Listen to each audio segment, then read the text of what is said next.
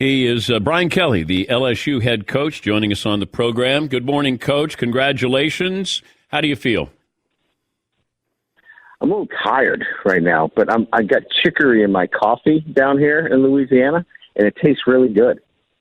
Well, you got a lot to get used to down there, food-wise, and you're not a po' boy after the contract details were released there. So congratulations on that. What does LSU give you that Notre Dame could not give you anymore? Well, I don't know if it wasn't.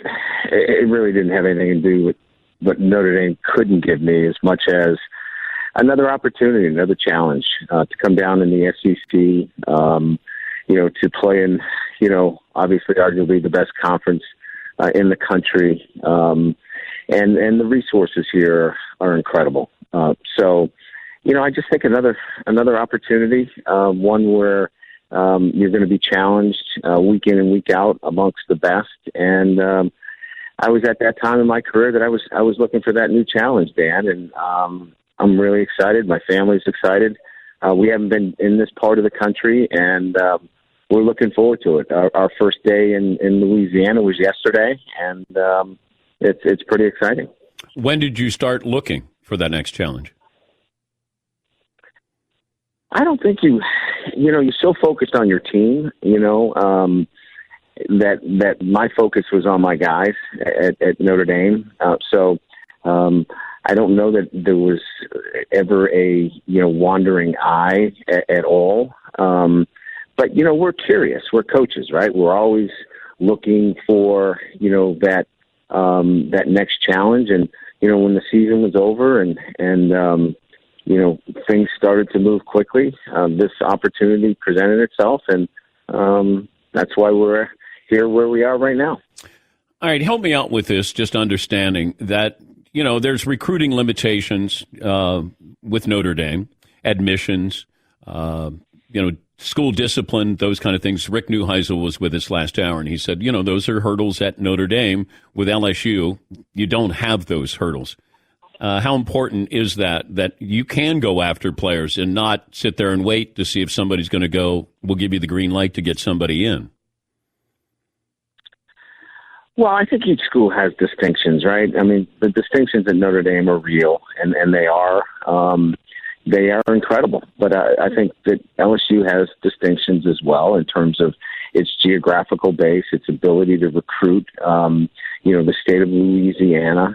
As I mentioned to you before, the facilities here for football. I don't think it's that, one's, the negative over the positive as much as, we did quite well, obviously at Notre Dame.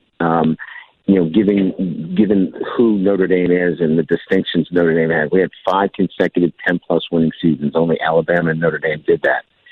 And so those distinctions were still ones that were easily accomplished. That team is so good. I believe that they can be in the college football players 3 out of the last 4 years.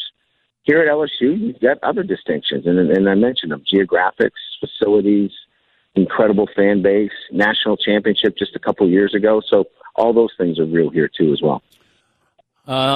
Is there a tactful way to say goodbye? Never. It's always difficult because of, things get leaked and they get out to the media before you can actually get in front of your guys. I did the best I could. I was on the road recruiting, and things got, out to the media before. But I was able to send a note to my guys and then get in front of them yesterday at 7 a.m. and tell them I love them. I love my guys, and they know I love them. And I think they're one of the best 4 teams in the country, and they deserve to play in the college football playoffs. Yeah, I wondered how important it was to be the all-time leader in victories at Notre Dame, which you did this season. And then at age 60, you might look around and go, I've left Notre Dame in good hands, 12 years in where we are and who we are and what we are, that I can be selfish and do something for myself. How accurate is that? Well, I can tell you that the charge that I had was to modernize Notre Dame football, bring it back to relevance and consistency as one of the top programs in the country. and we check all those boxes. I was never going to Notre Dame to be the all-time winningest coach. That kind of happened along the way. Our process was about, graduating champions, and we did that, and, the outcomes were what they were. But that was never my intent. It was to modernize college, the football program, which we did with infrastructure and improvements. It was certainly about consistency in performance and graduating, our football players. And all of those things were accomplished. And, I didn't just wake up one day and say, oh, I've done all this and kind of, said, all right, it's time to move on. But I saw this as an incredible opportunity and excited about the next chapter. He's LSU head coach Brian Kelly. When's the first time LSU reached out to your representatives? My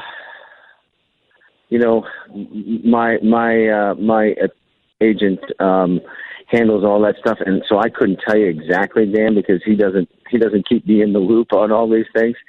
I think he kind of calls me when he thinks the time is right. So it was after, obviously our last game, and we struck a deal pretty quickly. Did USC reach out at any point? I think there was a lot of interest from other schools, but again, I think that for me, it was let's get through the season, and once we did, we kind of measured what was the best situation for me.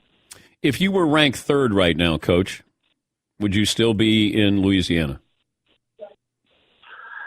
Oh, I don't know, Dan. Those are tough questions.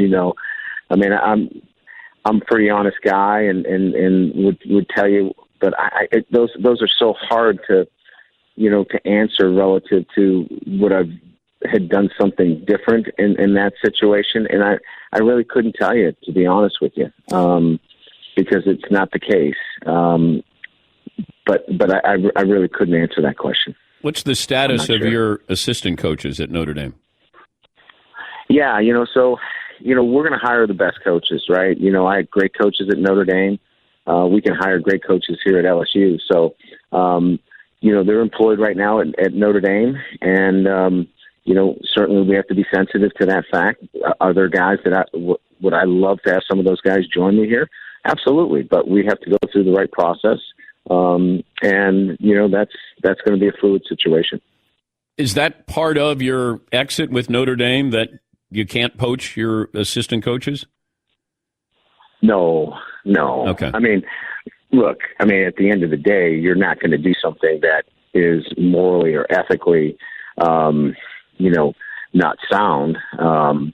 You're going to work with the university that you just left. But like I said, there's good coaches here that I want to talk to. There's certainly great coaches that I work with at Notre Dame, but we're going to do it the right way. What happens to all your Notre Dame gear? I was going to send some of it to you. Like that. But I've slimmed down a little, but you're so skinny, I don't know. You probably need a medium, right? Well, I got Fritzy, and Fritzy I'm sure will be able to fit into. He can take some of my XLs? Yeah. Now, do you just leave everything? Did you take any Notre Dame gear? We haven't gotten a chance to do that yet. This has been kind of a whirlwind kind of deal. We haven't really gotten a chance to even get back to the packing of my Dan Patrick trophy. Yeah, I haven't got that packed yet. Okay, were you building a house? What happens now? Were you building a house on campus? I built it. Yeah, it's built. It's done. Oh, Are you interested? Does that go to Luke Fickell when he comes in? If he opens up his pocketbook, I heard he's got to pay. That Midwestern money they got to spend. Are you in a hotel in Louisiana? Yeah, I'm on campus hotel, and great accommodations and plenty of Zippo potato chips. What is the most surreal moment of the last 72 hours? I just think the whole thing, from getting off a flight yesterday at 5:30 a.m. from the West Coast, talking to the team, getting back on the flight, talking to the team. It's just the the continuation of closure to starting anew. It's just like one continuous moment in time, and you just don't have a chance to take a breath. Okay, wait a minute. You're recruiting in L.A. yesterday? Yes. Okay, how does that work that you're recruiting and then do you get on the plane and find out that you're taking over LSU? Yes? Yes. Yeah, this is crazy. So you're recruiting as Notre Dame's head coach, get on a plane, en route back to South Bend, you find out that this deal has been solidified. Yes, sir. Wow. True story. Who was on the plane with you? My attorney. That's smart. That's smart. Well, okay. And two pilots. That would be the heads up, though. If your attorney is on the flight, Coach, that's not your normal recruiting trip. No, I know, but we picked him up at the airport because it already was starting to leak out. Oh, God. So you land, and all of a sudden you're no longer Notre Dame's head coach, and now you have... I had resigned. Oh, my God. And then, what, an hour and a half later, you get your kids together? Yes. Yeah, we had sent out a text before we left Orange County, and then let them know that we would have a 7 a.m. team meeting. Did you follow up with the recruits to say, hey, if you're not interested in Notre Dame, you can join me in LSU? Of course not, Dan. Of course not. What is this? I'm talking to Judge Judy now. I would do that. Hey, wait, I mean, are you kidding me? That's Lincoln Riley's bringing players who decommitted to Oklahoma. Well, Lincoln can do what Lincoln wants to do. Brian Kelly's going to do what he does. All right. What's planned for the rest of the day? We're going to do some photo shoots with the family. I'm going to try to find some temporary housing. And then I'm going to meet with a number of smaller media types, not the power brokers like you. Oh, okay. All right. Well, congratulations, and we'll stay in touch. All right. Great talking to you, as always. That's Brian Kelly, former Notre Dame head coach. Was I rough there? Was I?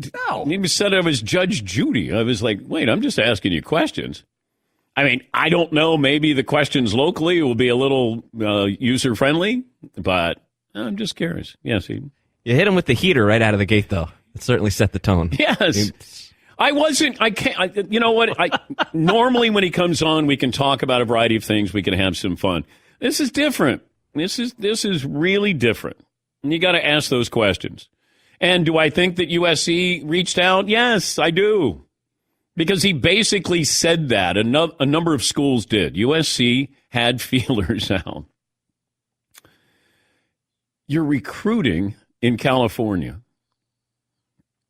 When the attorney gets on the plane, if I'm on the plane, I'm going, uh-oh. Your attorney doesn't get on a plane just to go, hey, can I jump? Hey, I'm going to South Bend. It's carpooling. Yeah. Oh, you're headed that way? Oh, let me hop in. Let me hop in. Yeah. You're not there to negotiate the in-flight meal. No. Yes, Todd. Is it Latham and Horvath, the Tom Brady attorneys? Because those are the guys you want. Yes, Todd. Maybe the attorney has these great skills with the parents, and he can help warm up the mom on the couch there. Who knows? That's all I got. They had already recruited. They were heading back. So that wouldn't make a lot of sense, what I just said, is what you're saying. Probably not. Yes, McClellan. I actually believe him that he didn't call back those recruits, because why does he need Notre Dame recruits when he's at LSU? Wow. He's like, I'm going next level. Wow. Why didn't you raise your hand when I asked Coach Kelly that? Because I'd say, McLovin has a question for you, Coach. The gutsy questions to Coach Kelly, that's your department. I love how, somehow I'm unethical that I'm saying, would you tell those recruits, hey, if you don't want to go to Notre Dame, you can come play for me at LSU. Somehow that's unethical. In a world that's unethical, I'm asking a question, the audacity of that. You got Lincoln Riley and all those decommits. Is he supposed to say, no, you committed to Oklahoma and you stay there? Nah, that's not the way it works.